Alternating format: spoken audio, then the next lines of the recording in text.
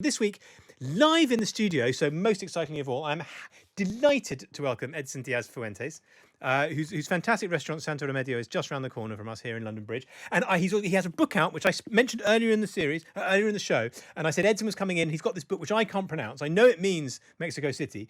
And then I asked him how to pronounce it. And already I'm thinking, Ciudad de Mexico. Hi, Giles, how are you? Yes, I'm thank all right. you. It's Ciudad de México. Ciudad de México. I do speak French and German. I'm not a terrible little Englander who speaks no languages, but I don't speak Spanish. Recipes and stories from the heart of Mexico City. Will I find some of the sorts of recipes that I've eaten that you cooked before in your restaurant? Probably not, because this is a brand new recipes, and actually, luckily, the book is in English, so you don't need to be worried about that. Oh no, I'll be entirely fine. It's just like one doesn't want to pronounce something wrong on the radio. Absolutely. No, it's fantastic to have you in the studio. I haven't been in for so long to Santo Remedio. One of the terrible things about being a restaurant critic is you have to constantly go to new places, so you can't as often go back to the places that you loved. But is it all going well? How have you coming out of lockdown? Okay.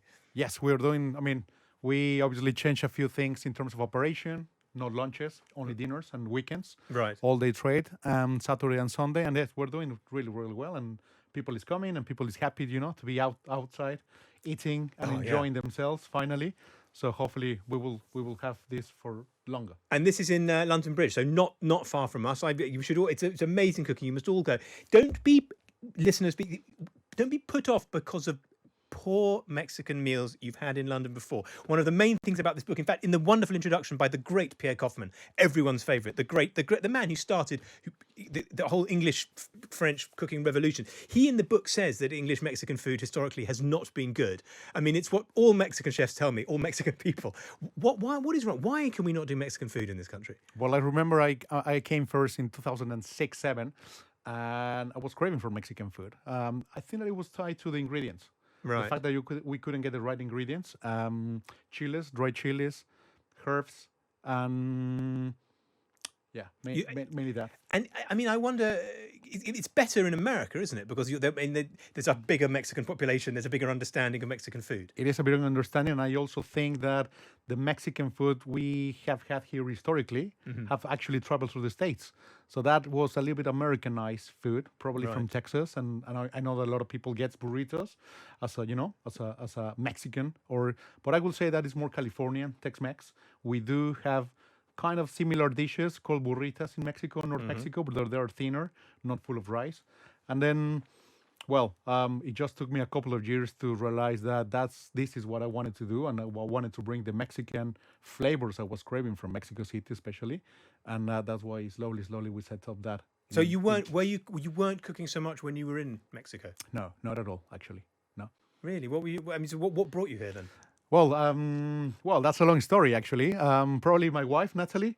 Right. We decided to move here, and we met in Mexico, and then after a couple of years, we decided to come here.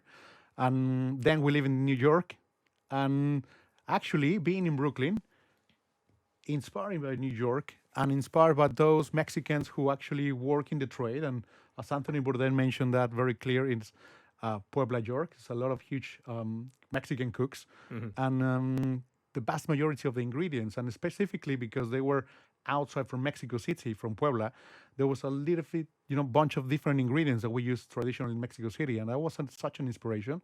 So when we decided to move here back to London, I said, well, let's bring those flavors I was craving for. Because they didn't exist, and I used to go to what I thought were Mexican restaurants when I was, like 30 years ago. There was a place in Hampstead, near where I live, called Fajitas. It was called, and it was about £10 all you could eat, and they would bring the tortilla, sort of out of the packet, boom, slap tortilla like a face flannel, flour, I guess. Yeah, no? Exactly. And then the sizzling.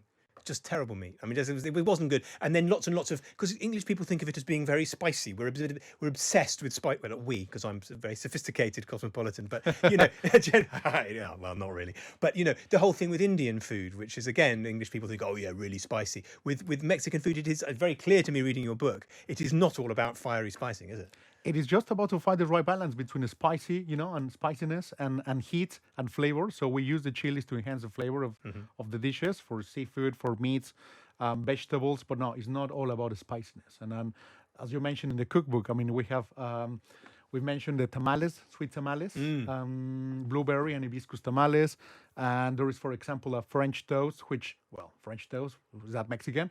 But if you use the right ingredients and cocoa nibs from Mexico and the agave syrup, I mean, it's just how to prepare beautiful and delicious dishes and recreate those flavors that I was genuinely craving for. And I see you brought in some food and stuff. Now I think you as it happens, we may have to eat the food afterwards because you reckon you have a little bit of preparation to do. Yes, we my chefs prepare a little bit of tuna tostadas. So sashimi tuna. Do you think you could plate it up while we're talking in front of you or not? Is it too difficult? It will be a little bit noisy, but probably No, noise is fine. It's Noise is fine. fine? I entirely blame my producer Ben. He knew perfectly well. It gets to the last part of the show. I had quite a big day at the cricket yesterday. I know cricket's massive in Mexico, and. And so I just thinking, I haven't had lunch. I'm thinking round about the end of the day, what I'll need is some tostadas. What's in that bottle of elegant looking Mexican water? Mezcal, obviously. Mezcal. So is this, should I drink the whole bottle? I think yes.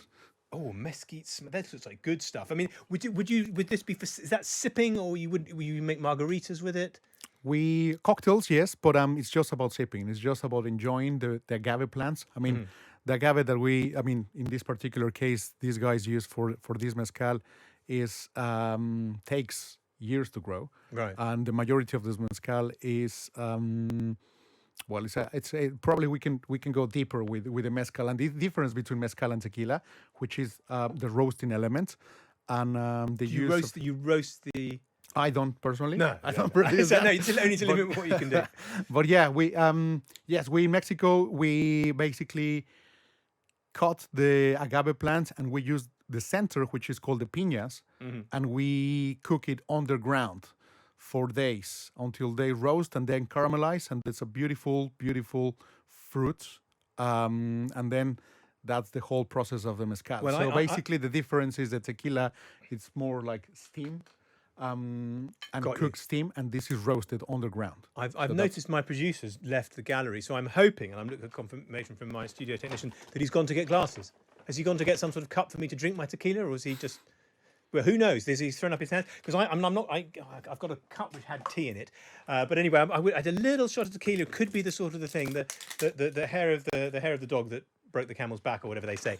So you're going to just plate up a couple of little things there for me. This is one of our signature dishes, and we have been serving these tuna tostadas for a very long time. And just like everybody knows tacos, tostadas are flat, crispy corn tortillas topped with whatever you want. In this case, will be smashed avocado, tuna, tamari sauce, chipotle chili, and a few jalapeno slices and some sesame seeds. Oh yeah, well look, I mean, I will not. I know you're attempting to prepare food while talking on the radio. It's not your ideal conditions, so there's no situation in which I'm employing my critical faculty to say this is not presented. It looks amazing. I'm going to have a little tequila from a paper cup, which is just like a student. Would you have a shot, or are you? Absolutely, yes. Good, It's Friday. I will be enjoying it responsibly. I don't know. I just had it in my ear. Did they think I would enjoy it irresponsibly? Surely not. Certainly I wouldn't. So this is the difference with the mezcal and tequila you were saying is basically to do with the roasting. Well, obviously the agave plants are completely different. Agave tequila is blue agave, Of course.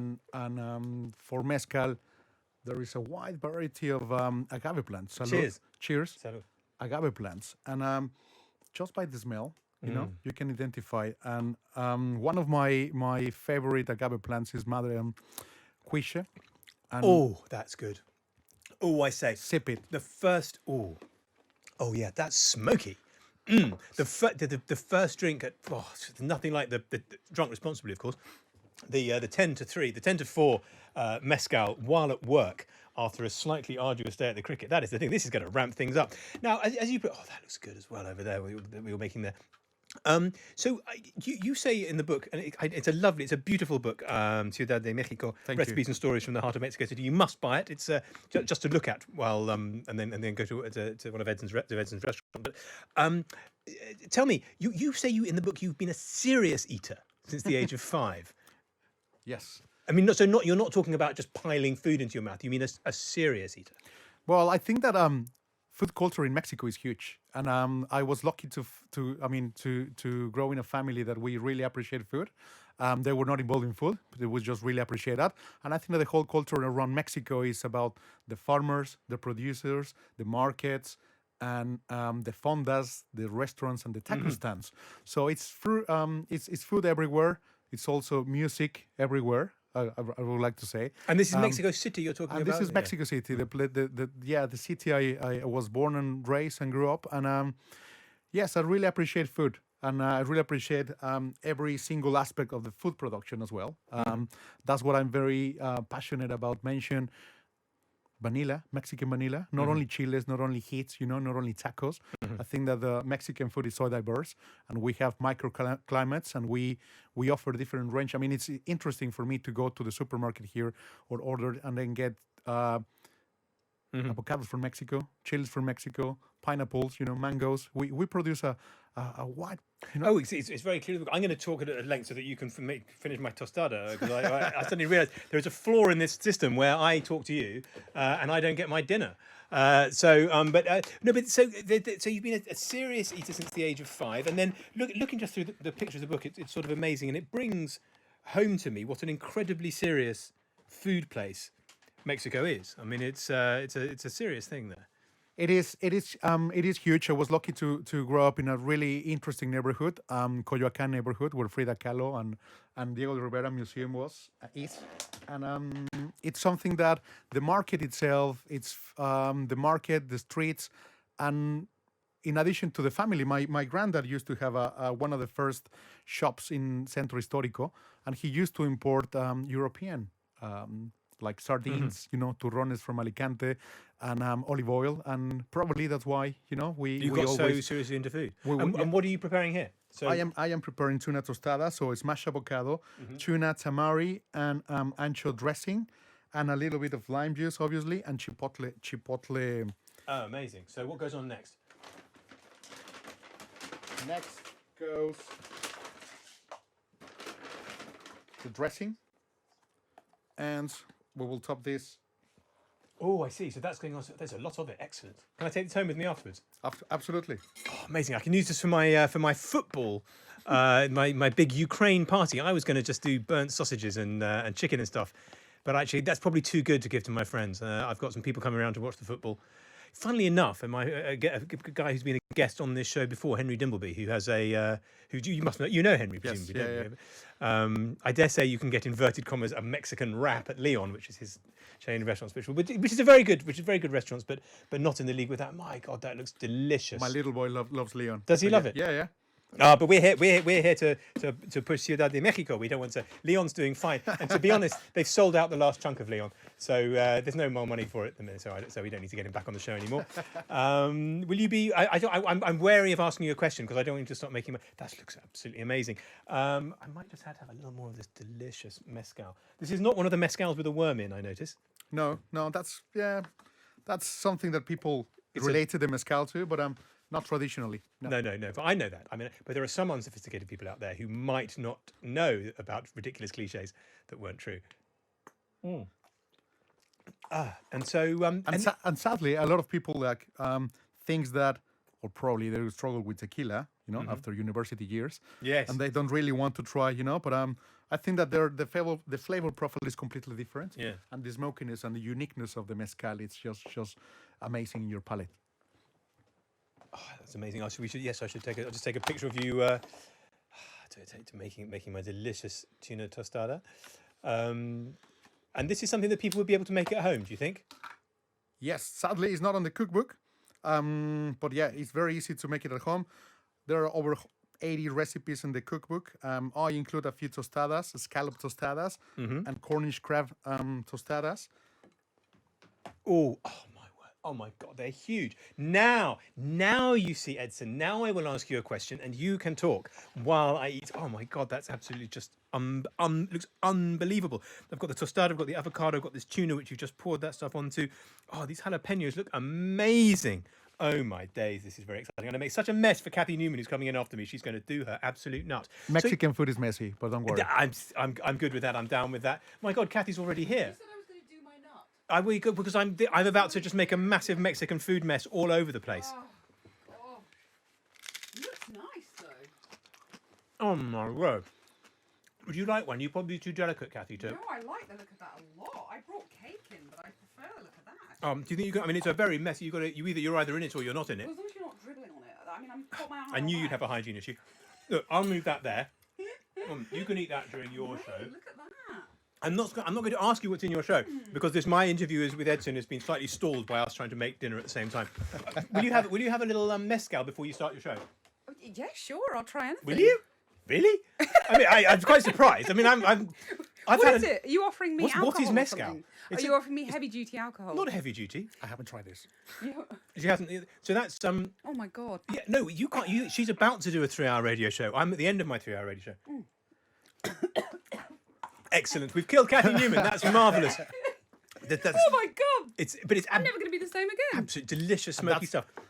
That's good, no? That's a good thing. That's a good thing. And so just tell me before we ask Kathy what's in her show. So you learned can't you talk. can you not talk? That's fine. You stay there, Edson. You taught yourself to cook from memory. I mean, you wanted to recreate the flavors when you were here that you'd had before, but you weren't trained. I've always been interested in on food production and ingredients. So I've been collecting recipes from the people I talk to in fondas, restaurants. Obviously, I did spend a couple of months and training doing here and there things. And but yeah, it's mainly not a trained chef. It's mainly by self-taught chefs and something that. Recreating the flavors and has been a challenge, to be honest. Like setting up a restaurant, you know that. Oh gosh, yes. remember absolutely. Shoreditch and I do. God, and the hassles you've had, and it's such a difficult thing to do, isn't it? but yeah, now in London Bridge we are it's a much bigger space and the team is doing great and I think that I have seen obviously how Mexican food have evolved in the UK as well. I'm really happy to see other colleagues, doing interesting things as well and changing perceptions, of the fajitas or the burritos. You certainly have, and you've changed them on the radio live with your tostadas. You've changed them with Ciudad De Mexico, recipes and stories from the heart of Mexico City. You must buy Edson's book; it's absolutely fantastic. My pronunciation was helped there by Kathy Newman earlier in the day. Well, I was making too much of a fuss about it. Was it spot on? Yes, perfect. There you go. Although I did ask Edson as well.